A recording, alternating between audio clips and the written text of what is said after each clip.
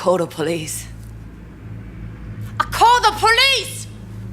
The police?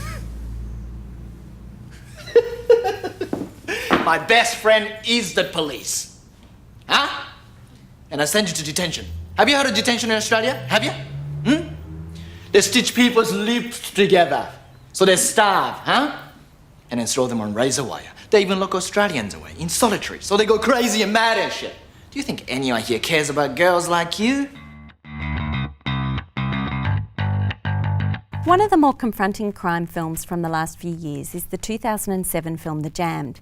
Inspired by actual events and court transcripts, The Jammed is about human trafficking in Sydney and Melbourne, specifically the practice of bringing young women into Australia illegally on false pretences and then forcing them to do sex work in order to supposedly pay off the debts they've incurred from being smuggled into the country.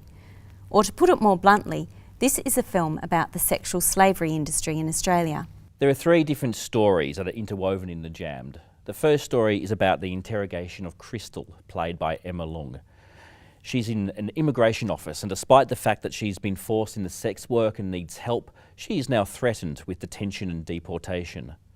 The second story goes back in time to tell Crystal's backstory, where she and two other young women, there's Vanya, played by Saskia Burmeister, and Ruby, played by Sun Park, are kept against their will in an illegal brothel. The final story is also set in the past and involves the efforts of Ruby's mother, Sunyi, played by Amanda Ma, to track down her daughter, which involves relying on the help of Ashley, played by Veronica Siwak, an Australian woman who, through a chance encounter with Sunyi, becomes drawn into the dangerous and exploitive world of sex trafficking.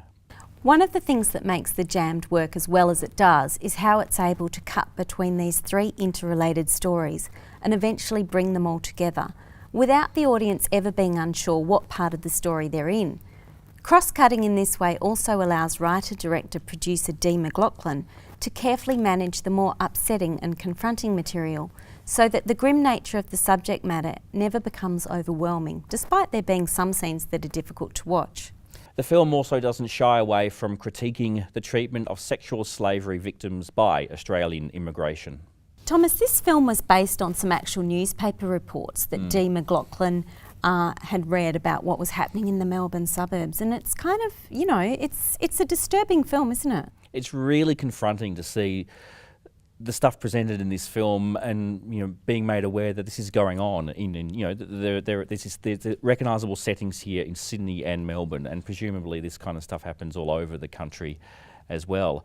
Yeah, and I think the film is really good at explaining how a girl could find herself in this position through no fault of her own. Yeah, exactly. The film goes through that process really well, showing you how these girls are tricked to come to Australia and how they're then put into this position and made increasingly desperate and feeling like they have absolutely no hope. And that's why I think that the non-lineal approach to this story works really, really well, because I think if you saw this film in the sequence of events as it happens, there'll be too many chunks of unbearable material at once, because there's some really horrible things these girls go through. I think the careful dispersal of information in this film makes it much more palatable to watch, but yet without compromising, the tough message that comes with it.